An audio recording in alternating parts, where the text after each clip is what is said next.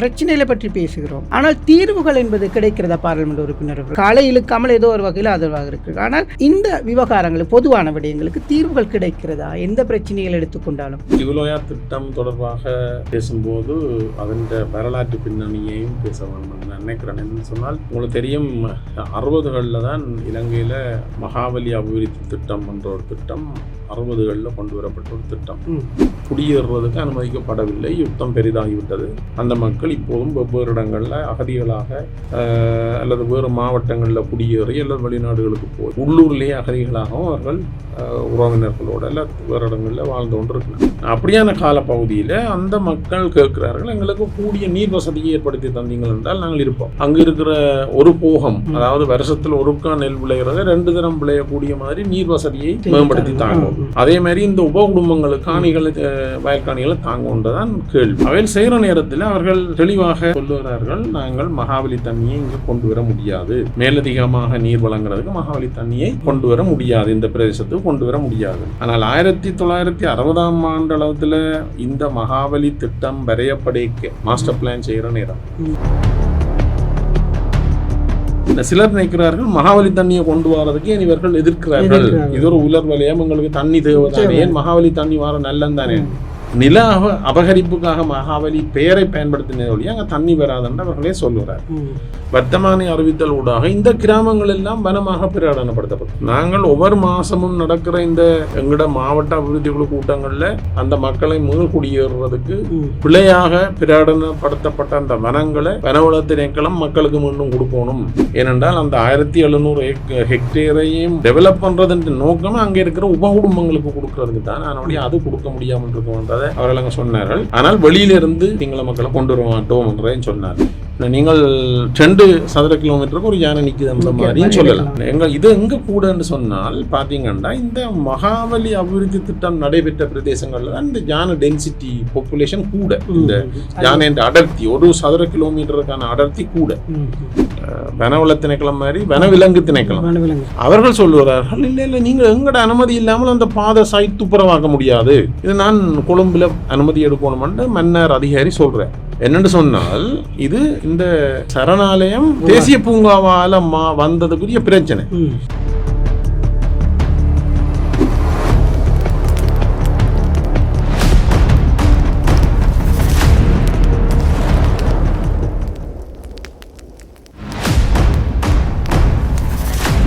மகுடம் டிவி சொந்தங்களுக்கு வணக்கம். மகுடம் டிவியினுடைய சதுரங்கம் நிகழ்ச்சியினூடாக இணைந்திருக்கின்றோம். சதுரங்கம் நாட்டின் முக்கியமான விடயங்கள் தொடர்பிலே பேசுகின்றோம், அரசியல் தொடர்பிலே பேசுகின்றோம், சமூகங்கள் எதிர்கொள்ளக்கூடிய பிரச்சனைகள் தொடர்பிலே பேசிக்கொண்டிருக்கின்றோம். எனவே நிறைய விடயங்கள் இதன் ஊடாக தீர்வுகள் கிடைக்கின்றன, இல்லை தீர்வுகள் கிடைக்காத பிரச்சனைகளை கூட நாங்கள் இங்கே கொண்டு வந்து பேசுவது வழக்கம்.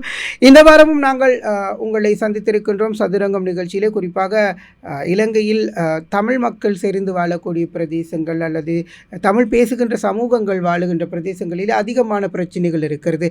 அங்கே தான் எல்லா பிரச்சனைகளும் உருவெடுக்கிறது, அல்லது அவர்களுக்கு தான் எல்லா பிரச்சனைகளும் கொடுக்கப்படுகின்றதா என்கின்ற கேள்வி கூட எல்லோர் மத்தியிலும் இருக்கிறது. எனவே இப்பொழுது எழுந்திருக்கக்கூடிய முக்கியமான பிரச்சனைகள் தொடர்பிலே நாங்கள் பேசுவதற்கு தயாராக இருக்கின்றோம். அதற்காக இன்றைய சதுரங்கம் நிகழ்ச்சிக்காக நாங்கள் அழைத்திருக்கின்றோம் பாராளுமன்ற உறுப்பினர் சத்தியலிங்கம் அவர்களை நாங்கள் இன்றைய நிகழ்ச்சிக்காக அழைத்திருக்கின்றோம்.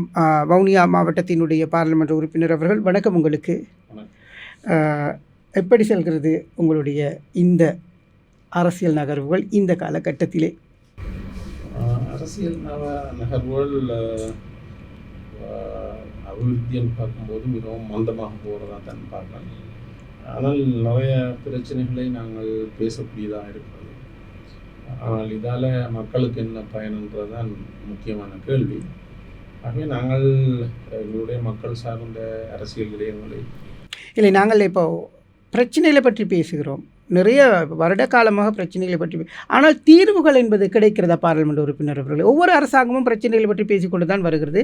நீங்களும் முடிந்த அரசாங்கத்திற்கு ஏதோ ஒரு வகையில் ஆதரவாக இருக்கிறீர்கள், காலை இழுக்காமல் ஏதோ ஒரு வகையில் ஆதரவாக இருக்கிறீர்கள். ஆனால் இந்த விவகாரங்கள் பொதுவான விடயங்களுக்கு தீர்வுகள் கிடைக்கிறதா? எந்த பிரச்சனைகள் எடுத்துக்கொண்டாலும் இந்த பிரச்சனைகளுக்கு தீர்வு கிடைக்காததான் பிரச்சனையே. பிரச்சனைகளை வடிவாக கேட்கிறார்கள், சில பிரச்சனைகளை கேட்கிறார்கள் இல்லை. ஆனால் தீர்வு ஒன்றும் பார்க்கும்போது உடனடி தீர்வுகள் இல்லை. எந்த பிரச்சனையை கேட்டாலும் காலம் வேணும்ன்றார்கள். இதுவரையில் பெரிதாக தமிழ் மக்கள் எதிர்கொள்கிற பிரச்சனைகள் தீர்க்கப்பட்டதாக இல்லை. அப்போது இந்த தமிழ் மக்களினுடைய பிரச்சனைகளுக்கு தீர்வு அரசாங்கம் தாரதுக்கு முயற்சிக்கிறது, அல்ல நாங்கள் தாரதுக்கு முயற்சிக்கிறோம், ஆனால் அவங்க ஏற்றுக்கொள்கிறாங்க இல்லைன்ற ஒரு குற்றச்சாட்டு இருக்குது இல்லையா? இது எவ்வளவு தூரம் உண்மைத்தன்மையா அல்லது அரசாங்கத்தினுடைய நிலைக்காக சொல்லப்பட வேண்டிய விடயங்களா? இல்லை, அரசாங்கம் வச்ச தீர்வுகளில் அப்படி அரசாங்கம் சொல்லுமாக இருந்தால் அவர்கள் வச்ச தீர்வுகளை தமிழ் மக்கள் எந்த தீர்வை ஏற்றுக்கொள்ளவில்லை என்ற பேர் சொல்லுவாங்க. அப்படி தமிழ் மக்கள் தீர்வை நோக்கித்தான் எந்த நேரமும் இயங்கிக் கொண்டிருக்கிறார்கள், அதை நோக்கித்தான் பேசிக்கொண்டிருக்கிறார்கள். ஆகவே அரசாங்கம் தீர்வுகளை வைக்கும்போது தமிழ் மக்கள் ஏற்றுக்கொள்ளவில்லை என்ற சுத்தமான பொய். அப்படி இல்லை. நல்லது, நாங்கள் பேசலாம் தொடர்ச்சியாக.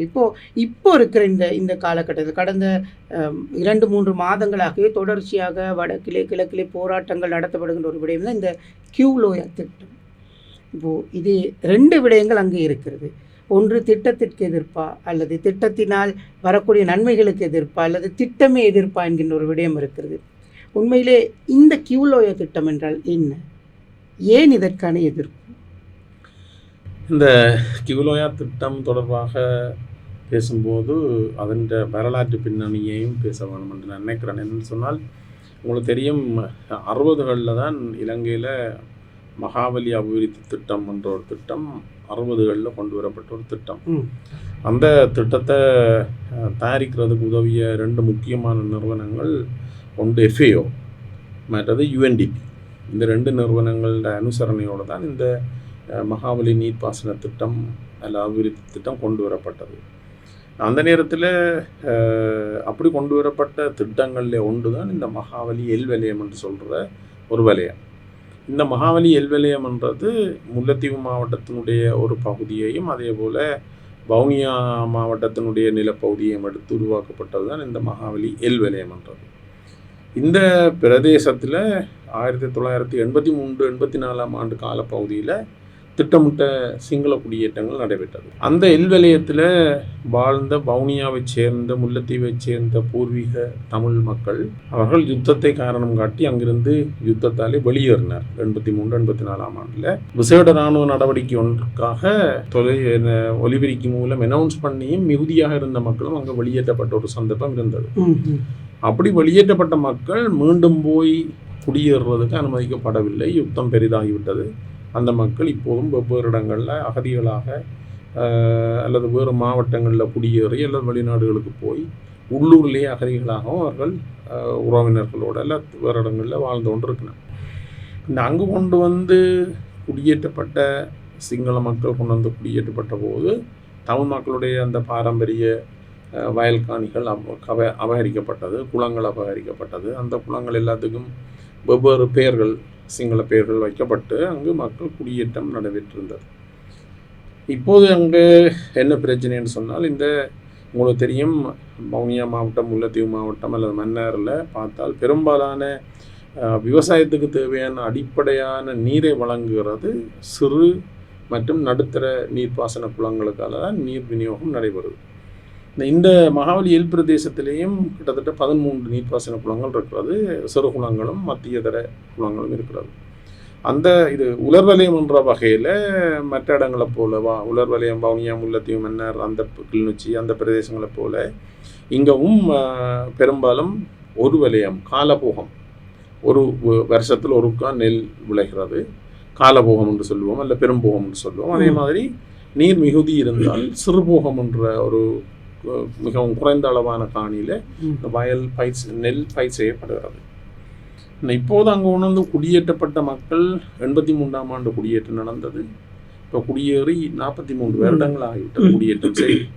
இப்போது அவர்களுடைய 1ஆம் 2ஆம் தலைமுறைகள் அங்கு உருவாகிவிட்டார்கள். குடியேற்றப்பட்டவர்களுடைய 1ஆம் 2ஆம் தலைமுறைகள். அவர்களுக்கு வாழ்வாதாரம் தேவை. அங்கே கொண்டு குடியேற்றப்பட்டவர்களுக்கு பல பொய் வார்த்தைகளை சொல்லித்தான் கொண்டு குடியேற்றினவர்கள். ஆனால் இப்போது அவர்களுக்கு வாழ்வாதாரம் தேவை என்று சொன்னால் மேலதிகமான வயல்காணி தேவை. மேலதிகமான வயல்காணி என்றால் மேலதிகமான நீர் தேவை. அதை விட இப்போ அந்த மக்கள் பொருளாதார ரீதியில் நலிவடைந்த மக்களாக இருக்கிறபடியால் அங்கு வாழ்றதுக்கு விருப்பம் இல்லை. அவர்கள் அங்கேருந்து வெளியேற நினைக்கிறார்கள் பலர். வசதி வாய்ப்புகளை தேடி வெளியேற நினைக்கிறார்கள். இவர்களுடைய அரசாங்கத்தினுடைய அரசியல் விளையாட்டுக்காக தாங்களின் கஷ்டப்படணுன்ற சிந்தனை ஒன்று இருக்குது. அப்படியான காலப்பகுதியில் அந்த மக்கள் கேட்கிறார்கள், எங்களுக்கு கூடிய நீர் வசதியை ஏற்படுத்தி தந்தீங்கள் என்றால் நாங்கள் இருப்போம். அங்கு இருக்கிற ஒரு போகம், அதாவது வருஷத்தில் ஒருக்கா நெல் விளைகிறத 2 தரம் விளையக்கூடிய மாதிரி நீர் வசதியை மேம்படுத்தி தாங்கும். அதே மாதிரி இந்த உப குடும்பங்களுக்கு காணிகளை வயல் காணிகளை தாங்கன்றதான் கேள்வி. இந்த 83 கொண்டு வந்து குடியேற்றப்பட்டாலும் மகாபலி வலயமாக 87ஆம் ஆண்டு தான் ஒரு விசேட வர்த்தமானி ஊடாக இந்த பிரதேசம் அறிவிக்கப்பட்டது. இந்த 2007ஆம் ஆண்டு 2வது தடவையாக ஒரு வர்த்தமானி அறிவித்தல் வந்தது. இந்த பிரதேசத்தோட சேர்த்து வடமத்திய மாகாணத்தில் இருந்த சில பிரதேசங்களையும் வவுனியாவில் இருக்கிற நிலத்தில் ஏற்கனவே அறிவிக்காத நிலத்தில் ஒரு பெரும் பகுதியையும், அதே போல முல்லைத்தீவு மாவட்டத்தின் கரைத்துறை பெற்று பிரதேச செயலாளர் பிரிவில் இங்கே கொக்குளாயில இருந்து இப்போ முல்லைத்தீவு டவுன் வரை கடலோரத்தையும் மகாவலியாக பிரகடனப்படுத்தி தான் இந்த 2007ஆம் ஆண்டு கெசட் நோட்டிஃபிகேஷன் வந்தது. அதாவது 2 மாவட்டங்களில் பகுதிகளை இந்த 2 மாவட்டங்களில் இருக்கிற ஏற்கனவே இருக்கிற காணிக்கு மேலதிகமாக முல்லைத்தீவு வவுனியா. இப்போ மகாவலி அபிவிருத்திக்கு ஏன் கடற்கரை தேவைன்றது அடுத்த பிரச்சனை. அவர்கள் கடலோரத்தையும் கைப்பற்றி இப்போ இருக்கிற முல்லைத்தீவு கச்சேரியையும் தாண்டி அங்கால மகாவலி வலயம் போகிறது. அதையும் வவுனியாவின் இன்னொரு பகுதியையும், அதே மாதிரி நார்த் சென்ட்ரல் ப்ராவின்ஸ் வடமத்திய மாகாணத்தின் ஒரு பகுதியையும் கிழக்கு மாகாணத்தின் ஒரு சிறு பகுதியையும் சேர்த்து தான் மகாபலி எல்லாக விஸ்தரித்து 2007ஆம் ஆண்டில் 2007ஆம் ஆண்டில் 2வது கெசட் நோட்டிஃபிகேஷன் வந்தது, வர்த்தமானி அறிவித்தல் வந்தது. அவர்கள் இந்த மக்கள் கூடிய நீர் கூடிய நிலம் தேவை என்று சொல்லும்போது மஹிந்த ராஜபக்ஷ ஆட்சி காலத்தில் 2009-10ஆம் ஆண்டு காலப்பகுதியில் 2010 முக்கியமாக யுத்தம் முடிந்த உடனே அவர்களுக்கு யுத்தம் நடந்து கொண்டிருக்கே இதை செய்ய இயலாமல் இருந்தது என்றால் தமிழ் விடுதலை புலிகள் அதுக்குரிய இடத்தை கொடுக்கவில்லை. யுத்தம் முடிந்த பிற்பாடு இவர்கள் தாங்கள் எப்படியும் செய்யலாம் என்ற ஒரு எண்ணத்தில் இந்த மக்களுக்கு தண்ணியை கொடுக்கறதுக்கு ஒரு தண்ணி வள நீர் வள ஆய்வு ஒன்று செய்யப்பட்டது. அந்த ஆய்வு செய்தது மகாவலி அத்தாரிட்டி. அவையில் செய்கிற நேரத்தில் அவர்கள் தெளிவாக சொல்லுகிறார்கள், நாங்கள் மகாவலி தண்ணியை இங்கே கொண்டு வர முடியாது, மேலதிகமாக நீர் வழங்குறதுக்கு மகாவலி தண்ணியை கொண்டு வர முடியாது, இந்த பிரதேசத்துக்கு கொண்டு வர முடியாது என்று. ஆனால் 1960ஆம் ஆண்டு அளவில் இந்த மகாவலி திட்டம் வரையப்படைக்க மாஸ்டர் பிளான் செய்கிற நேரம் வலயமாக இந்த பிரதேசத்தை முல்லைத்தீவு வவுனியாவை எடுக்கிறதுக்கு யோசித்த நேரத்திலே அவர்களுக்கு தெரியும் இங்கே தண்ணி வராதுன்றது தெரியும். ஆனால் மகாவலி தண்ணி வராதுன்னு தெரிஞ்சும் ஏன் மகாவலி என்றவையில் சொன்னதுக்கு முக்கியமான காரணம் என்னென்றால், இந்த இலங்கையில் உள்ள அதிகார சபைகளில் மிகவும் பலமான சட்ட பலம் கொண்ட அதிகார சபை மகாவலி. அந்த அதிகார சபை என்ற பெயரை பயன்படுத்தினால்தான் எங்களுடைய உறுதி பூர்வீக காணிகளை பறிக்க முடியும். அதுக்காகத்தான் அதுக்கு மகாவலி என்ற பெயர் போடப்பட்டதை ஒழிய உண்மையாக மகாவலி தண்ணியை கொண்டு வர்றதுக்காக இல்லை.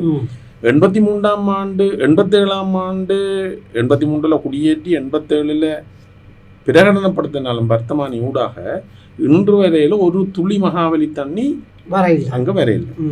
அப்படி என்று சொன்னால் அந்த தண்ணி இல்லை என்று சொன்னால் என்ன செய்யலாம் என்று பார்க்கதான் அந்த வாட்டர் ரிசர்ச் அந்த பகுப்பாய்வு செய்தவர்கள் மகாவலி தண்ணியை கொண்டு வரையதா இது எழுத்து மூலமாக போட்டிருக்கிறார். அவர்களுடைய வெப்சைட்லேயே நீங்கள் போய் பார்க்கலாம்.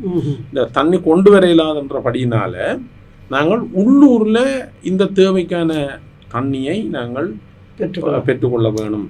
அப்போ தான் அவர்கள் இந்த திட்டத்தை பற்றி சிந்திக்கிறார்கள். வவுனியாவில் முக்கியமாக வவுனியாவின் வடக்கு நெடுங்கேணி இந்த கிழக்கு பிரதேசத்தில் வார இயற்கையான மழை நீர் காடுகள்லையும் வயல்கள்லையும் கிராமங்கள்லையும் விழுற மழை நீர் சின்ன ஆறுகளாக உருவெடுத்து பேந்தாவை எல்லாம் சேர்ந்து ஒரு ஆறாக போய் முகத்துவாரத்தில் முல்லைத்தீவில் போய் கடலில் சேருது. அந்த தண்ணியை நாங்கள் பிளாக் பண்ணி ஒரு அணையை போட்டு தண்ணியை சேகரித்தால் இந்த மகாவலி வலயத்தில் குடியேற்றப்பட்ட சிங்கள மக்களுக்கு அந்த மேலதிக தண்ணியை கொடுக்கலாம் என்ற அடிப்படையாக வச்சுத்தான் இந்த கிவுலோயா திட்டம் கொண்டு வரப்பட்டது. இதுதான் கிவுலோயா. சிலர் நினைக்கிறார்கள் மகாவலி தண்ணியை கொண்டு வரதுக்கு ஏன் இவர்கள் எதிர்க்கிறார்கள், இது ஒரு உலர் வலயம், எங்களுக்கு தண்ணி தேவைதானே, ஏன் மகாவலி தண்ணி வர நல்லந்தானே. ஆனால் மகாவலி என்று சொல்லி வடகிழக்கில் பெரும்பாலும் அதில் குறிப்பாக வடக்கு மாகாணத்தில் நில அபகரிப்புக்காக மகாவலி பெயரை பயன்படுத்தின வழி அங்கே தண்ணி வராதுன்னு அவர்களே சொல்லுகிறார். அப்படி வந்துதான் இந்த கிவிலோயா.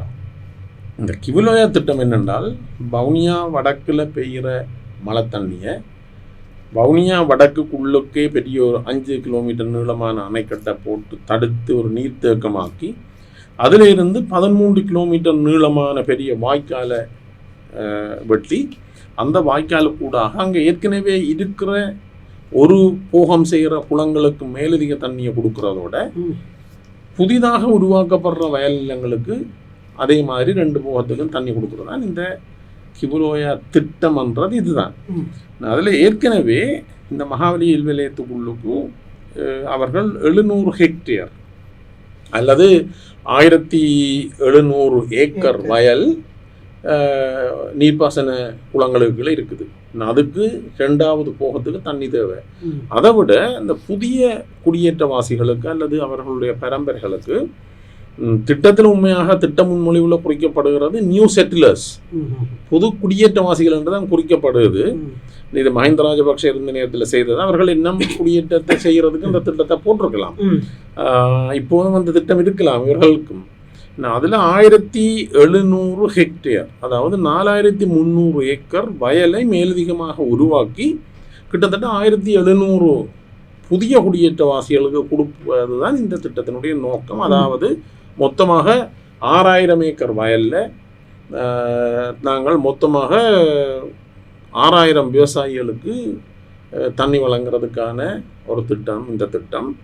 அதிலையும் அவர்கள் சம்பத் நூறு என்று அவர்களால் சொல்லப்படுகின்ற இந்த மணலாறு பிரதேசம் வெளியோயாவாக மாற்றப்பட்டு அதன் நிர்வாக கட்டமைப்பு இருக்கிறது சம்பத் நூறு என்று சொல்கிற இடத்துல.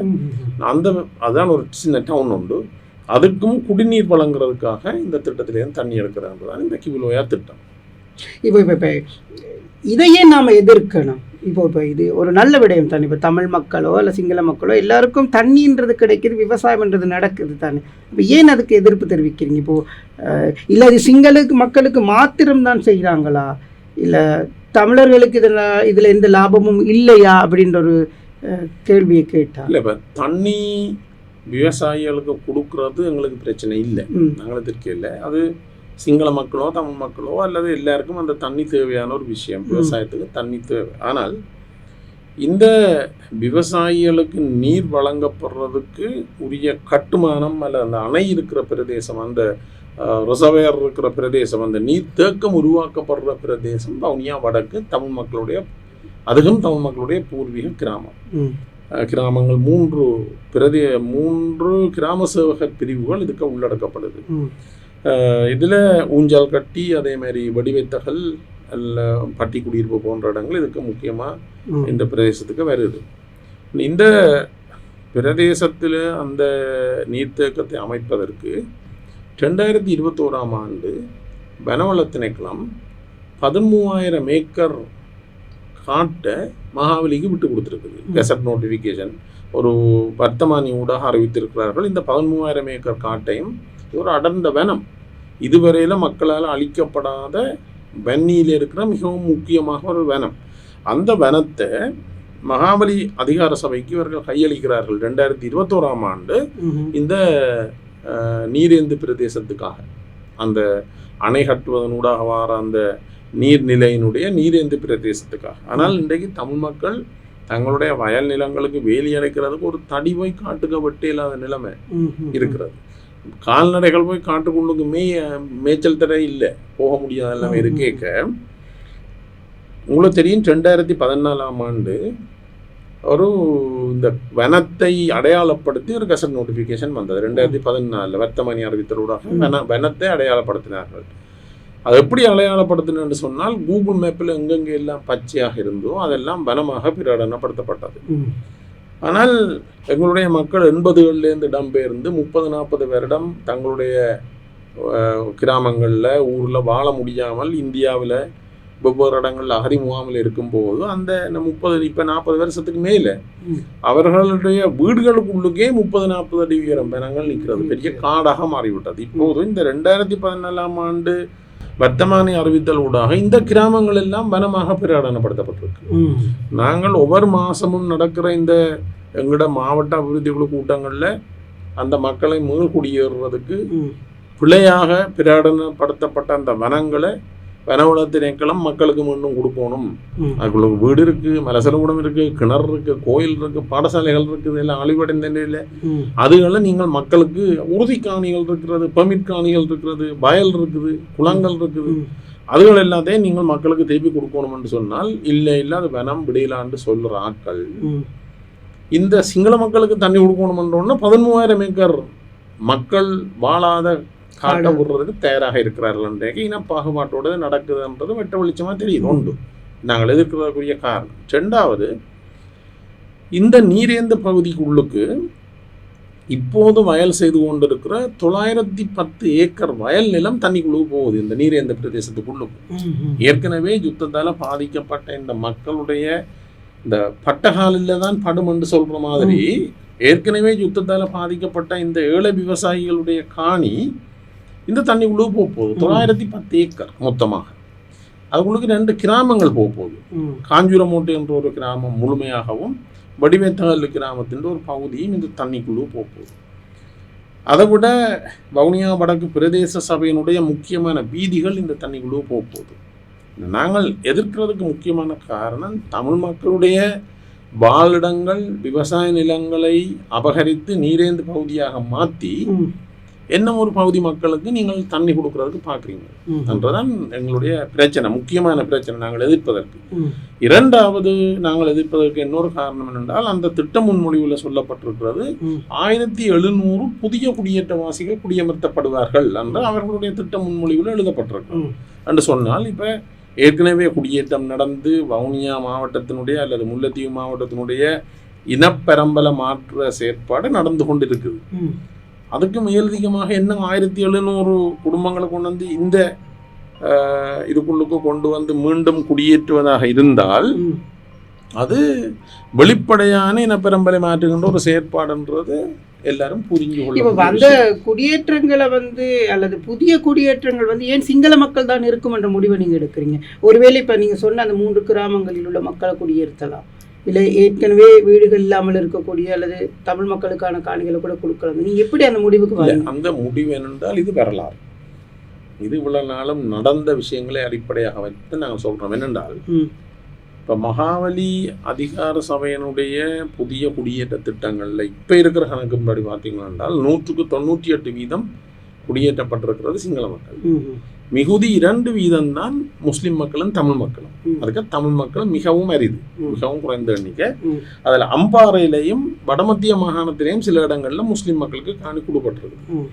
ஆனபடியினால இது இந்த மகாவலி எல்வலயத்தின் இந்த நோக்கமே வடக்கு கிழக்க நில தொடர்பை இல்லாமல் பண்றதுக்காக கொண்டு வந்து செய்தது தான் இந்த மகாவலி எல்வலயம்.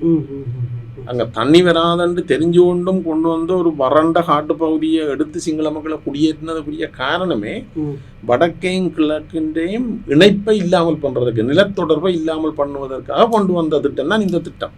அதன் தொடர்ச்சி தான் இப்போது நடக்க போகுது என்று சொன்னால் அவர்களுடைய நோக்கமே உள்ளதானே. அப்படின்ற தமிழ் மக்களை கொண்டு அதுக்கு மீண்டும் குடியேற்றினா அவர்களுடைய இந்த நோக்கம் நிறைவேறாது. ஒன்று. ரெண்டாவது, அந்த பிரதேசத்தில் போய் காணி கொடுத்தாலும் எத்தனை தமிழ் மக்கள் வாழ்வார்கள் என்ற ஒரு பிரச்சனை இருக்குது. என்றால் முற்றிலும் சிங்கள மக்களால் சூழப்பட்ட தமிழ் கிராமங்களோட தொடர்பில்லாத ஒரு பிரதேசமாக அந்த பிரதேசம் இப்போ இருக்கிறது. ஆனபடியினால இது சிங்கள மக்களுக்கான ஒரு குடியேற்றமாகத்தான் இவ்வளவு நாளும் அதுதான் நடந்தால் அதுதான் நாங்களும் பார்க்குறோம். மற்றது இப்போ இதில் இந்த திட்ட முன்மொழிவை பார்த்தீங்கன்னு சொன்னால் அந்த திட்ட முன்மொழிவுக்கு அந்த திட்டத்துக்கு 24,000 மில்லியன் ரூபாய் ஒதுக்கப்பட்டிருக்கு ஒட்டுமொத்தமாக. இந்த 5 வருஷ ப்ரொஜெக்டுக்கு 6,000 விவசாயிகளுக்கு 24,000 மில்லியன் என்றால் ஒரு விவசாயிக்கு 4 மில்லியன் ரூபாய் ஒதுக்கப்பட்டிருக்கு. இலங்கை என்ற பொருளாதார நிலை ஒரு விவசாயிக்கு 4 மில்லியனை ஒதுக்குற அளவுக்கு இல்லை. இப்போ அப்படி என்று சொன்னால் எங்கட பக்கத்தில் இருக்கிற கேள்வி, இந்த தண்ணி பிரச்சனை மகாவலி எல்லுக்கு வாழுற சிங்கள மக்களுக்கு மாத்திரம்தான் இந்த தண்ணி பிரச்சனை இருக்கா? வவுனியா மன்னர் முல்லைத்தீவு எங்கட வன்னி பிரதேசத்தில் மகாவலி எல்லுக்கு வெளியில் வாழுகிற தமிழ் முஸ்லீம் சிங்கள வெளியிலேயும் சிங்கள மக்கள் இருக்கு, நம்ம பூர்வீகமாக வவுனியாவில் வாழ்கிற சிங்கள மக்கள் அவர்களை கவனிக்க இல்லை. வவுனியாவில் வாழ்கிற சிறுபான்மையாக இருக்கிற சிங்கள மக்கள் அல்லது முஸ்லீம் மக்கள், தமிழ் மக்கள், இந்த மகாவலி எல்லுக்கு வழியிலே இருக்கிறார்களை பற்றி நான் சொல்கிறேன். அவர்களுக்கு இந்த தண்ணி பிரச்சனை இல்லையான்ற ரெண்டாவது கேள்வி. அவர்களுக்கும் இதே பிரச்சனை இருக்கிறது. இப்போ அது அந்த அந்த அந்த பிரச்சனைக்கு ஒரு தீர்வு கண்ட இங்கே நீர் வழங்குவாங்க தானே வெளியில் உள்ளவங்களுக்கு? இல்லை, இதில் அந்த திட்ட முன்மொழிவில் எப்படி சொல்லப்படுது என்றால், இந்த 6000 ஏக்கருக்கு தண்ணியை கொடுக்குறதும் அங்கு வாழ்கிற மக்களுக்குரிய குடிநீர் தேவையை பூர்த்தி செய்கிறன்றதான் இந்த திட்டம். இது ஒரு பிரச்சனை. இரண்டாவது முக்கியமான பிரச்சனை நாங்கள் எதிர்க்கிறதுக்கு, இந்த நீரேந்து பிரதேசத்துக்குள்ளுக்கு, இந்த பிரதேசம் கிட்டத்தட்ட 26 ஸ்கொயர் கிலோமீட்டர், சதுர கிலோமீட்டர் அந்த பகுதி. அதுக்குள்ளுக்கு கிட்டத்தட்ட 1700 ஹெக்டேர் காடு அழிக்கப்படுது. அந்த தண்ணிக்குள்ளுக்கு மாத்திரம் 1700 ஹெக்டேர் கிட்டத்தட்ட 4000 ஏக்கர் காடு இருக்க போகுது. அதுண்ட பஃபர் சோனண்டு வழியில் வாரது, இப்போ மழை நேரத்தில் தண்ணி கூடைக்க தண்ணி பிடிக்கிற இடம் எல்லாம் பார்க்க அந்த 13000 ஏக்கர் காட்டை விட்டதனுடைய நோக்கம் அதுதான். அந்த காட்டில் இருக்கிற விலங்குகள் அங்கே போகுது, முக்கியமாக யானை. இப்போ ஏற்கனவே அங்கே யானை மனித மோதல்ன்றது மிகவும் அதிகம் எங்களுடைய பிரதேசத்தில். இந்த தண்ணி காட்டுக்குள்ளுக்கு போய் காடு அழியும் போது அந்த யானை எங்கே போகும்? நெடுங்கணி பக்கம் அல்ல வன்னியின் ஏனைய பிரதேசங்களுக்கு வரும். இந்த திட்ட முன்மொழிவில் இன்னொரு அதிசயம் எப்படி என்று சொன்னால், இந்த காட்டில இருந்து வெளியேற யானைகள் இந்த மகாவலி வலயத்தில் இருக்க விவசாயிகளை தாக்காமல் இருக்கிறதுக்காக அங்கே யானை வேலி அமைக்கிறதுக்கு எல்லாம் பட்ஜெட் போடப்பட்டிருக்கு. ஆனால் இந்த தமிழ் மக்கள் வாழுகின்ற பிரதேசத்தில் தான் இந்த நீர்த்தேக்கம் வருது. அந்த நீர்த்தேக்கத்தில் இருந்து வெளியேற யானைகள், தமிழ் மக்களோட பக்கத்துக்கு வர யானைகள் சம்பந்தமாக எந்த பேச்சும் இல்லை. அல்லது தங்களுடைய 910 ஏக்கர் நிலத்தை பறி கொடுக்குற தமிழ் மக்களுக்கு என்ன மாற்றுக்காணி அல்லது நட்டஈடு, அவர்கள் சம்பந்தமாக இந்த திட்டங்களில் எதுவும் பேசப்படவில்லை. மற்ற இன்னொரு முக்கியமான விஷயம், களவு இல்லை என்று சொன்னால் வெளிப்படையான திட்டமாக இது இருக்க வேண்டும். 2010 இந்த திட்டம் சம்பந்தமாக கலந்துரையாடல் துவங்கினதிலிருந்து இதுவரை தமிழ் மக்களோ அரசியல் பிரதிநிதிகளோ அல்ல இந்த காணிய பறி கொடுக்குற மக்களுடைய எந்த கலந்துரையாடலும் இந்த அரசாங்கமும் செய்யப்படவில்லை. அதாவது தன்னிச்சையான முடிவு, ஒரு வெளிப்படைத்தன்மையாக இந்த ப்ராஜெக்ட் போகவில்லை. உங்களுக்கு தெரியும், இலங்கையில் ஒரு சிஸ்டம் இருக்குது. ஒரு என்னென்னு சொன்னால், பெரிய திட்டங்கள் எல்லாம் இந்த மாவட்ட அபிவிருத்தி குழு கூட்டத்தில் கொண்டு வந்து போட்டு அப்ரூவ் பண்ணி தான் அந்த திட்டங்களை செய்கிறது. நான் எத்தனையோ தடவை இந்த மாவட்ட அபிவிருத்தி குழு கூட்டத்தில் கேட்டிருக்கிறேன், நீங்கள் கிவிலோயா திட்டத்தை மாவட்ட அபிவிருத்தி குழு கூட்டத்துக்கு கொண்டு வாங்க, நாங்கள் அதில் இருக்கிற சரி பிள்ளைகளை பார்ப்போம், அதை திருத்த முடியுமாண்டா திருத்தி அந்த திட்டத்தை செய்வோம். இன்று வரையில் அந்த திட்டம் டிசிசிக்கு கொண்டு வரப்படவில்லை. ஏனென்றால் அவர்களுக்கு தெரியும், இந்த திட்டத்தை வெளிப்படையாக பேசினால் தமிழ் மக்கள் எதிர்ப்பார்கள். இது நாங்கள் பாராளுமன்றத்தில் நடந்த ஒரு கூட்டத்தில் கிவிலோயா பற்றி சொல்லும்போது அவர்கள் சொன்னார்கள், இது சம்பந்தமாக நாங்கள் விசேட கூட்டம் ஒன்று போட்டிருக்கோம், நீங்கள் அதுக்கு வாங்குவோம் என்று சொல்லி நாங்கள் பங்கு பெற்ற தமிழ் பாராளுமன்ற உறுப்பினர்களுக்கு அமைச்சர் லால்காந்த சொன்னார். இது ஒரு செவ்வாய்க்கிழமை சொன்னது, வெள்ளிக்கிழமை கூட்டம் இருக்கு, உங்களை இன்வைட் பண்ணணும். ஆனால் வெள்ளிக்கிழமை எங்களை கூப்பிடல. நாங்கள் இந்த கூட்டம் நடந்தது. நானும் எங்களோட ரவிகரன், கௌரவ பாராளுமன்ற உறுப்பினர் ரவிகரனும் நாங்கள் இந்த கூட்டம் எங்கே நடக்குது இப்படி சொன்னவர்களை எங்களை கூப்பிடலன்னு தேடிக்கொண்டு போனால் ஒரு இடத்துல ரகசியமாக நடக்குது அந்த கூட்டம், ஒரு ரூமில். அங்கே போனால் வவுனியாவில் முல்லைத்தீவில் இருந்து அந்த வலயத்தில் இருக்கிற விவசாய சங்கங்களோட தலைவர்மாரில் இருந்து எல்லா அதிகாரிகளும் இருந்து டிஸ்கஷன் நடக்குது. இந்த திட்டம் சம்பந்தமாக கலந்துரையாடுகிறார்கள். ஆனால் பாராளுமன்றத்துக்கு உள்ளுக்கு இருக்கிற எங்களுக்கு எந்த தகவலும் சொல்லப்படவில்லை என்று சொன்னால், ஏன் இந்த கூட்டங்களை நீங்கள் ஒழித்து ரகசிய கூட்டங்களாக செய்கிறீர்கள்? உங்களுக்கு ஏதோ ஒரு பிழையான நோக்கம் இருக்கிறபடியா? இது தொடர்பில் நீங்கள் அமைச்சர்கிட்ட கேள்வி கேட்டீங்களா? நாங்கள் போய் அந்த கூட்டத்தில் 2 பேரும் இருந்துட்டோம். இருந்தால் அவர்கள் நாங்கள் யார் என்று தெரியாது பல விஷயங்களை அவர்கள் ரகசியம் என்று யோசித்த பல விஷயங்களை பேசுகிறாங்க. ஆனால் அங்கே இருக்கிற அமைச்சர்களுக்கும் சில பாராளுமன்ற உறுப்பினர்கள், என்பிபின்ற தமிழ் பாராளுமன்ற உறுப்பினர்களை கூட அதுக்கு கூப்பிடலை. தனியாக சிங்கள பாராளுமன்ற உறுப்பினர்களும் அமைச்சர்களும் சிங்கள அதிகாரிகளும் சிங்கள விவசாயிகளும் தான் இருந்தார்கள். அங்கே ஒரு தமிழர் கூட இருக்கல. நானும் ரவிகரன் அவர்களும் அந்த கூட்டத்தில் போய் இருந்தோடனே எங்களை தெரியாதவர்கள் விலாவாரியாக அந்த திட்டம் பற்றி சொல்லுகிறார்கள். ஆனால் எங்களை தெரிந்தவர்கள், நாங்கள் ஆரண்டு தெரிந்தவர்கள், இந்த கள்ளனுக்கு தெள்ளன தேள் கொட்டனு சொல்லி பழமொழி கேள்விப்பட்டிருக்கோம். அன்றைக்கு தான் நாங்கள் அதை பார்க்கக்கூடியதாக இருந்த ஒரு கள்ளனுக்கு தேள் கொட்டுனா சத்தம் போடவும் மேலாது, வலி தாங்கவும் முடியாது. அதை மாதிரி தான் அவர்கள் இருந்தார்கள் அந்த கூட்டத்தில். இவங்கள்லாம் வெளிப்படையாக பேசுகிறாங்க, நாங்கள் அதை கேட்டுக்கொண்டிருக்கிறோம், பேசாதையும் கொண்டு சொல்லவும் முடியாது. இப்படி ஒரு சூழல் அங்கே இருந்தது. நாங்கள் வெளிப்படையாக சொன்னோம், நாங்கள் இன்னர், நீங்கள் இதெல்லாம் கதைக்கிறீங்கள், ஏன் 15 வருஷமாக இதை ஒழிச்சு செய்கிறீங்க, வெளிப்படையாக கதைங்கோ. ஆனால் நாங்கள் எங்கட பக்கத்தில் சொல்ல வேண்டிய எல்லா விஷயங்களையும் சொல்லி நாங்கள் இதுக்கு எதிர்க்கிறோம்னு சொல்லி போட்டு நாங்கள் வெளியில் வந்துட்டோம். அதுக்கு பிறகுதான் மகாவலி எல் வலயத்துக்குள்ளுக்கு ஒரு மகாவலி அத்தாரிட்டியால் ஒரு கூட்டம் போட்டார்கள். அதுக்கு எங்களை அழைத்தார்கள். நாங்கள் போயிருந்தோம். அங்கே போய் எல்லா விடயங்களையும் நாங்கள் எதிர்கொள்கிற எல்லா பிரச்சனைகளையும் நாங்கள் சொல்லியிருந்தோம். அந்த கூட்டத்தில் கூட சிங்கள விவசாயிகள் அழைத்திருந்தார்கள். தமிழ் காணியை பறி கொடுக்குற விவசாயிகளை அங்கே அழைக்கல. ஏன் இன்னும் இந்த மாதிரியான அதான் இது. இப்போ நாங்கள் 3 இனத்தை ஒன்றா பார்க்குறோம், இது ஒரு நாடு ஒரு தேசம் என்று சொல்லுற ஆட்கள் செய்கிற வேலை. நாங்கள் அதில் சொன்னோம் தெளிவாக, மகாவலி அத்தாரிட்டியாகவே சொன்னோம், இந்த இடத்துல நீங்களும் நாங்களும் பேசி தீர்க்கிற விஷயம் இல்லை. இது ஒரு கொள்கை ரீதியான பிரச்சனை. நீங்களும் அதே பழைய 2010 கொள்கையை தான் பின்பற்றுறீங்கள். ஆனபடினால நாங்கள் இந்த கூட்டத்தை மேலிடத்தில் நடத்த வேணும் என்று கேட்டபோது, அதுக்கு பிற்பாடு ஒரு கிழமைக்கு பிறகு பாராளுமன்றத்தில் அமைச்சர் லால்காந்த் அவர்கள் ஒரு கூட்டத்தை கூட்டியிருந்தார். அந்த கூட்டத்தில் மகாவலி அதிகார சபையினுடைய அதிகாரிகள் எல்லாரும் வந்திருந்தார்கள். வடக்கு மாகாண தமிழ் எம்பிக்கள் எல்லாரையும், தமிழ் பேசுகிற எம்பிக்கள் எல்லாரையும், அங்கே இருக்கிற ஒரு சிங்கிள் எம்பி உப்பாலி பிரதி அமைச்சர் அவர்களையும் கூப்பிட்டுருந்தார்கள். அந்த கூட்டத்தில் 5 மணித்தியால கூட்டம் மிகவும் பிரயோசனமான கூட்டம் என்று நான் நினைக்கிறேன். அந்த கூட்டத்தில் நாங்கள் சகல விஷயங்களும், இப்போ உங்களே சொன்ன மாதிரி சிங்கள குடியேற்றம் கொண்டு வந்ததிலிருந்து இன்று வரை ஏன் இந்த கிவுலோயா கொண்டு வந்தார்கள் என்ற எல்லா விவரத்தையும் சொல்லும்போது லால்காந்த் அவர்கள் சிங்கள குடியேற்றம் நடந்ததை முழுமையாக ஏற்றுக்கொண்டார். அங்கே பிழை நடந்திருக்கிறது என்று ஏற்றுக்கொண்டார்.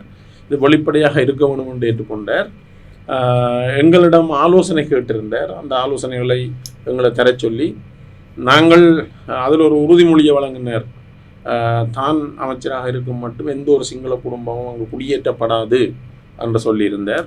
நாங்கள் 3 இன மக்களுக்கும் அந்த புதிதாக உருவாக்கப்படுற வயலை கொடுக்கலாம் என்று சொல்ல நேரம் மகாவலி அத்தாரிட்டி சொல்லிச்சினோம், இல்லை அதில் கஷ்டமாக இருக்கும்.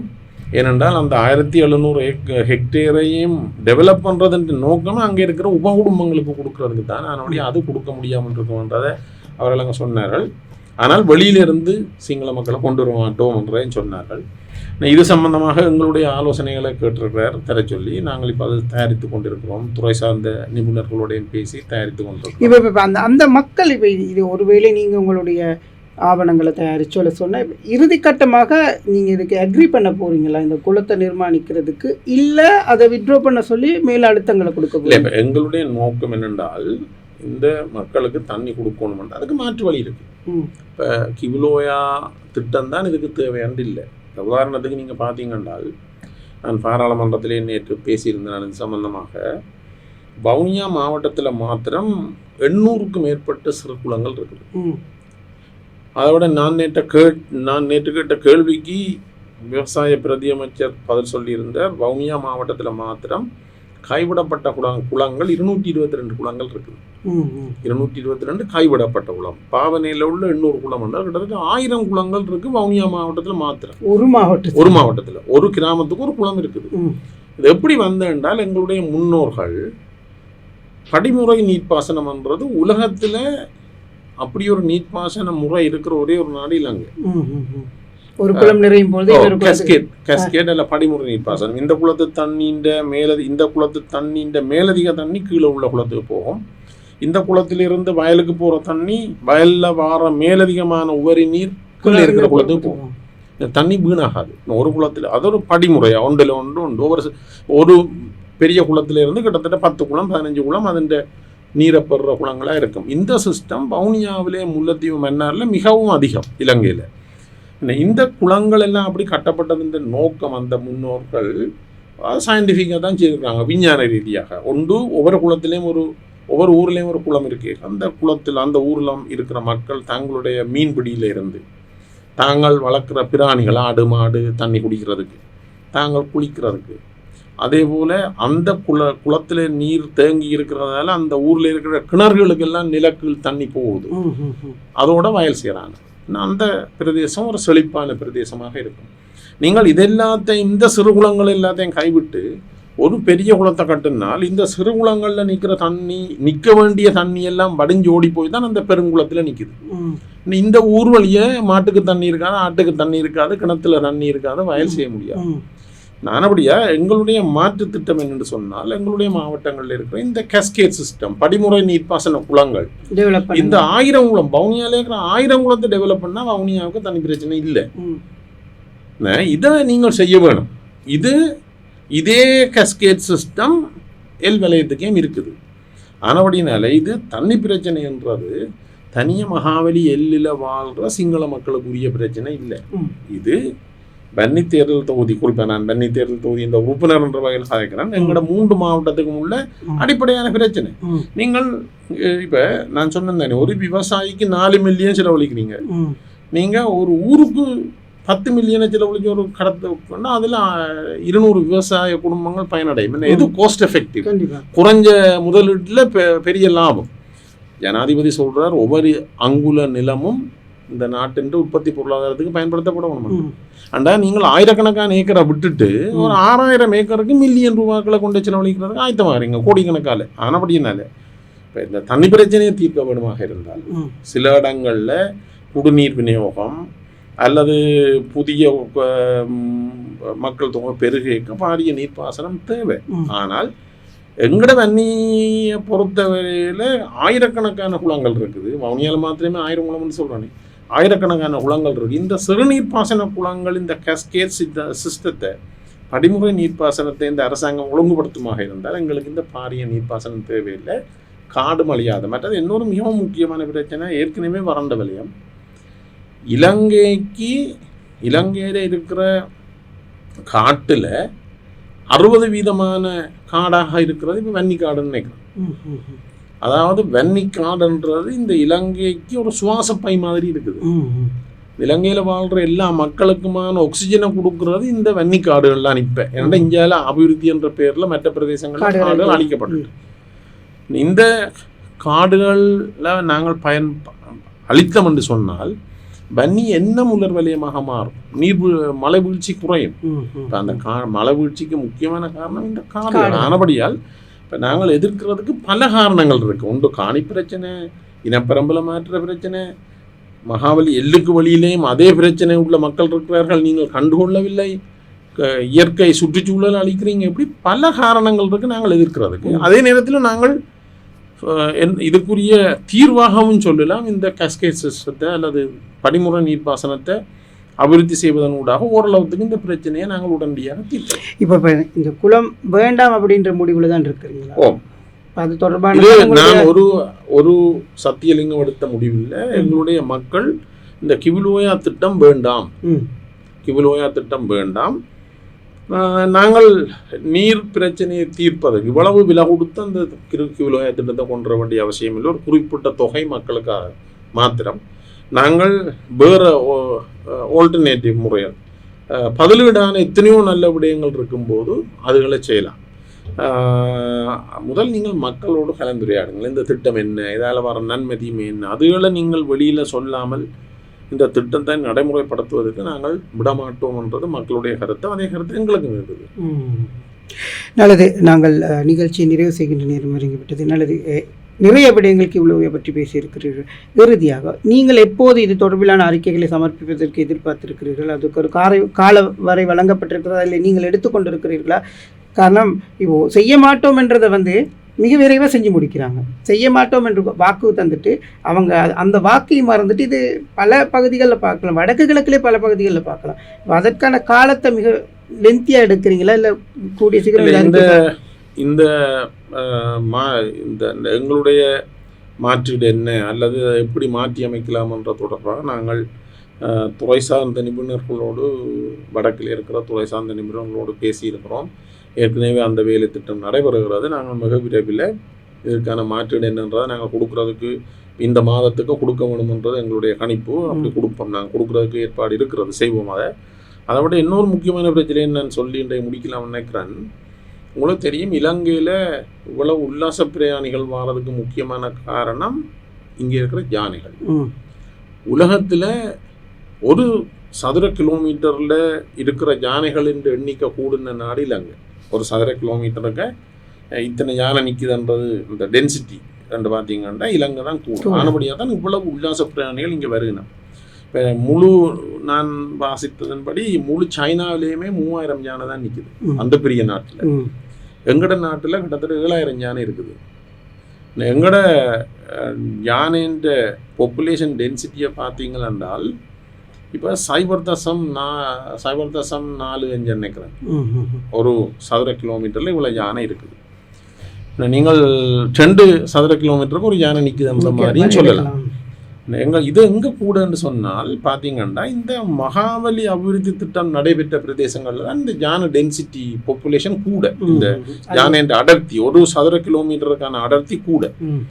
அதுக்கு இந்த துறை சார்ந்தவர்களோடு பேசும்போது நான் அறிந்து கொண்ட விடயம் என்னென்னா, நீங்கள் இந்த அதுவும் குறிப்பாக மகாவலி வந்த பிற்பாடு தான் இந்த பிரச்சனை கூட. ஆனால் மகாவலி அபிவிருத்தி என்று சொல்லி காடுகளை பல நோக்கங்களுக்காக, நீர்த்தேக்கங்களுக்காகவும் அபிவிருத்தி வலயங்களாகவும் பிரகடனப்படுத்தி காடுகளை அழிக்க, குறிப்பாக அந்த நீரேந்து பிரதேசம் நீர் கொள்ளளவுள்ள அந்த நீர்நிலைகளில் காடுகள் அழிஞ்ச உடனே நல்ல சூரிய ஒளி வருது. ஏன்னா அங்கே நிறைய புல்தரைகள் உருவாகுது. இந்த யானைக்கு தேவையான புல்லும் தண்ணியும் அங்கே இருக்குது. இந்த யானைகள் சாப்பாடு தேவை மேலதிகமாக இருக்கிறதால மிக வேகமாக இனப்பெருக்கம் நடக்குது. இப்போ நாங்கள் இப்போ பேசுகிறோம், இந்த காடுகள் அழிக்கும் போது காட்டுக்குள்ள இருக்கிற யானை வீட்டுக்கு வரப்போகிறோம். அது மாத்திரம் இல்லை, இந்த காடுகள் அழிந்து புல்தரைகளாக மாறிக்க இன்னொரு 10-20 வருஷத்தில் இந்த காட்டுக்கு இருந்து வந்த யானை மாத்திரம் இல்லை, மேலதிகமான அபரீதமான அந்த எக்ஸ்போனென்ஷியல் குரோத்ன்னு சொல்லுவாங்க. மிக வேகமாக நடக்கிற இந்த யானை பெருக்கம் இன்னும் பெரிய தலையடியை இந்த பிரதேசத்தில் வாழ்கிற மக்களுக்கு கொன்ற போது. ஆனபடி என்னால் இந்த யானை மனித மோதல்ன்றது இந்த காடுகளை அழித்து புல்தரைகளை கொண்டு வரும்போது யானை மனித மோதல்ன்ற மிக மோசமாக நடக்கும். அப்படி அதை கட்டாயம் அரசாங்கம் நீண்ட கால திட்டங்களை போடைக்க அதை பார்க்க வேணும் உண்டு. அதே மாதிரி இன்னொரு முக்கியமான பிரச்சனைன்னு சொல்ல அவங்களுக்கு பார்த்தீங்கன்னு சொன்னால், இப்போ இந்த அரசாங்கம் எப்படியெல்லாம் பாகுபாடாக நடக்கிறது. இப்போ உங்களுக்கு தெரியும், மடு பிரதேசம் பெரிய காட்டு பிரதேசம் இருக்குது. அது சரணாலயமாகத்தான் இருந்தது. மடு வனவிலங்கு சரணாலயம். அது கிட்டத்தட்ட ஒரு 60 சதுர கிலோமீட்டர் கிட்ட நினைக்கிறேன். அதை 2015ஆம் ஆண்டு எந்த ஒரு மக்கள் கலந்துரையாடல்களும் செய்யாமல் அது மடு நேஷனல் பார்க்காக மாற்றியாச்சு.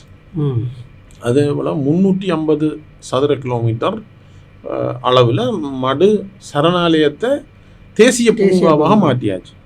இப்போ சரணாலயம் என்று சொல்லியிருக்க அதுக்குள்ளுக்கு மக்கள் நடமாடலாம். இப்போ இடையில அடிஞ்சால் ஒரு கிராமம், அங்கால் ஒரு கிராமம், அவர்கள் போக்குவரத்து செய்யலாம், வீதி அபிவிருத்தி செய்யலாம். மக்கள் தங்களுடைய அந்த காட்டுக்கு இருக்கிற குளங்களில் போய் தங்களுடைய தொழிலை செய்யலாம், வயல் செய்யலாம். அதுதான் சரணாலயம். தேசிய பூங்கான்னு சொன்னால் நீங்கள் போகலாம், டிக்கெட் எடுத்து தான் உள்ளுக்கு போகணும். இப்போ அன்றைக்கு போன கிழமை மடுவில் நடந்த பிரதேச அபிவிருத்தி குழு கூட்டத்தில் பிரதேச சபை வர்த்தமானி ஊடாக அறிவித்த ஒரு பாதை, அந்த பாதையை இப்போ மழை இந்த தித்வா புயலால் எல்லாம் பாதையெல்லாம் அள்ளுப்பட்டு போயிட்டு ஏற்கனவே பழுதடைந்த பாதை, அந்த பாதையை மக்கள் பயன்படுத்தக்கூடிய வகையில் செய்கிறதுக்கு மண் போட்டு நிரப்பி, பெரிய காப்பீட்டு ரோடு இல்லை, மண் போட்டு நிரப்பி மக்கள் அல்லது அந்த ஒரு 3-4 கிலோமீட்டருக்காக கிட்டத்தட்ட 25 கிலோமீட்டர் சுற்றி வர வேண்டி இருக்குது. அந்த பாதையை சீரமைக்கிறேன்னு சொன்னால் 2 பக்கத்தாலேயும் காடு வளர்ந்து ரோட்டு சைட்டெல்லாம் மூடி இருக்கு. அதுக்கு யானை நின்றுட்டு போகிறார்கள் எட்டி பிடிச்சி எடுத்துருது தும்பிக்கையால். அப்படி பயங்கரமான இடமா இருக்குது. அந்த பாதையை திருத்துறதுக்கு 2 பக்கம் காடு, இந்த பாதையின் ஓரம் இருக்கு தானே, அதை வெளியாக வேணும், காட்டை துப்புரவு செய்ய வேணும், பத்தைகளை துப்புரவு செய்ய வேணும். வனவிலங்கு பாதுகாப்பு இந்த அமைச்சிருக்கு தானே, என்னன்னு சொல்கிறது, வனவள திணைக்களம் மாதிரி வனவிலங்கு திணைக்களம், அவர்கள் சொல்லுகிறார்கள், இல்லை நீங்கள் எங்களோட அனுமதி இல்லாமல் அந்த பாதை சைட் துப்புரவாக்க முடியாது, இது நான் கொழும்பில் அனுமதி எடுக்கணுமென்று மன்னர் அதிகாரி சொல்கிறார். என்னென்னு சொன்னால் இது இந்த சரணாலயம் தேசிய பூங்காவால் வந்ததுக்குரிய பிரச்சனை. ஒரு மக்களின் 2 கிராமத்தை இணைக்கிறது கூட அனுமதி பெற வேண்டி கிடக்குது, அனுமதி கிடைக்காது. உண்மை பிரதேச சபையினுடைய தவிசாளர் சேமனுக்கு நான் சொன்னேன், நீங்கள் இதை இப்போ கட்டாயம் செய்ய வேண்டிய விஷயம், ஆனால் அதை செய்ய வலிக்கிட்டீங்கன்னா உள்ளுக்கு போக வேண்டி வரும். ஏனெண்டா காடு அழித்த குற்றச்சாட்டில், காடில் பத்தைகள் அழித்த குற்றச்சாட்டில் நீங்கள் உள்ளுக்கு போக வேண்டி வரும் என்று சொன்னால், எங்களுடைய மக்கள், நான் 35 வருஷம் யுத்தம், பொருளாதாரம் சீரழிஞ்சு போச்சுது, மக்கள் அன்றாட தேவைகளை பூர்த்தி செய்கிறதுக்கு என்ன செய்யணும்னு தெரியாமல் இருக்கணும். நேற்று நாங்கள் நுண்கடன் சட்டத்தை பற்றி பேசினோம். அதில் பாதிக்கப்படுறது வடகிழக்கு மிகவும் மோசமாக எத்தனையோ பெண்கள் தற்கொலை செய்திருக்கிறார்கள். இதுகள் எல்லாம் எங்களுடைய பொருளாதார மட்டம் கீழே இருக்கிறதால வந்த பிரச்சனை. இப்படியான சூழலில் இருக்கிற மக்கள் ஒரு கிராமத்திலேருந்து மற்ற கிராமத்துக்கு பாதுகாப்பாக போகிறதுக்கு கூட சிந்திக்காத அரசாங்கங்களாகத்தான் இப்போ வர அரசாங்கங்கள் இருக்கேக்க நாங்கள் எங்களோட எதிர்ப்பை தெரிவிக்க வேணும். இதுதான் இப்போ இருக்கிற நிலைமை. நல்லது. நாங்கள் உண்மையிலே இந்த திட்டம் மக்களுக்கு பாதிப்பை ஏற்படுத்துகிறதா இருந்தால் நிறுத்தப்பட வேண்டும், அதில் எந்த மாற்று கருத்தும் இல்லை. வருடகாலமாக பல வருடங்களாகவே துன்பங்கள், பிரச்சனைகள், சிக்கல்களை அனுபவித்து வரக்கூடிய சமூகங்கள் இந்த பிரச்சனைகளின் மீள வேண்டும். நாங்கள் உங்களுக்கு நன்றிகளை தெரிவித்துக் கொள்கின்றோம். கிவ்லோயா என்றால் என்ன, இந்த திட்டத்தில் இருக்கக்கூடிய உண்மையான சிக்கல்கள் என்ன, அரசாங்கம் எதனை மறைக்கிறது, எதனை தெளிவுபடுத்த விரும்புகின்றது என்கிற சில விடயங்களை தெளிவாக சொல்லியிருந்தீர்கள். நாங்கள் மகுடம் டிவி சார்பாகவும் சதுரங்கம் நிகழ்ச்சி சார்பாகவும் நன்றிகளை தெரிவித்துக் கொள்கின்றோம். உங்களுக்கு நன்றி. இந்த உங்களுடைய நிகழ்ச்சிக்கு அறிவித்து மக்களுக்கு இந்த பிரச்சனைகள், அரசாங்கங்களுடைய நோக்கம், இப்போ நாங்கள் ஒரு எதிர்பார்ப்போடு தானே மக்கள் இருக்கிறார்கள். இந்த அரசாங்கம் நல்ல விஷயங்கள் செய்ய எங்களுடைய எதிர்பார்ப்பும் அதுதான். இந்த அரசாங்கம் ஏனைய அரசாங்கங்களிலிருந்து வித்தியாசமானதாக இருக்க வேணும். அப்படி ஒரு வித்தியாசமான அரசாங்கமாக இருக்கும்போது நிச்சயமாக மக்கள் நலத்திட்டங்களுக்கு நாங்கள் எதிர்கட்சிகள் என்று கூட எங்களை சொல்கிறதில்லை, நாங்கள் அவர்களோட இணைந்து பணியாற்ற விரும்புகிறோம்ன்றதை பல தடவை சொல்லிட்டோம். ஆனால் அவையில் நாங்கள் 159 பேர் இருக்கிறோம், உங்களை நினைப்பான் என்ற ஒரு சிந்தனையில் தான் போய்கொண்டிருக்கணும். ஆனால் மக்கள் நலம் சார்ந்த பிரச்சனைகள், செயற்திட்டங்கள் வரும்போது நிச்சயமாக நாங்கள் அவர்களோடு சேர்ந்து பயணிக்க தயாராக இருக்கிறோம். இது நீண்ட நேரம் பேச வேண்டிய விஷயம். ஆகவே இந்த நிகழ்வுக்கு நீங்கள் அழைத்ததுக்கு மகுடம் டிவிக்கு எங்களுடைய மக்கள் சார்பாகவும் எனது நன்றிகளையும் நான் தெரிவித்துக் கொள்வேன். நல்லது. நன்றி. நாங்கள் இன்றைய தினம் இந்த சதுரங்கத்தில் அரசியல் பேசவில்லை, மக்களினுடைய ஒரு பிரச்சினை தொடர்பாக, குறிப்பாக கடந்த 2-3 மாதங்களாக அதிகமாக பேசப்படுகின்ற ஒரு பிரச்சினை தொடர்பிலே பேசியிருக்கின்றோம். அது தொடர்பிலே பல போராட்டங்கள், பல அரசு கட்ட பேச்சுவார்த்தைகளுக்கு முகம் கொடுத்திருந்த பாராளுமன்ற உறுப்பினர் சத்தியலிங்கம் அவர்களை அழைத்து இது தொடர்பில் விளக்கங்களை பெற்றிருந்தோம். பார்க்கலாம், பொறுத்திருந்த அரசாங்கத்தினுடைய முடிவு என்னவாக இருக்கிறது என்று மற்றும் ஒரு சதுரங்கம் நிகழ்ச்சியில் சந்திக்கலாம். விடைபெற்றுக் கொள்கின்றேன். நான் செய்கு. நன்றி, வணக்கம்.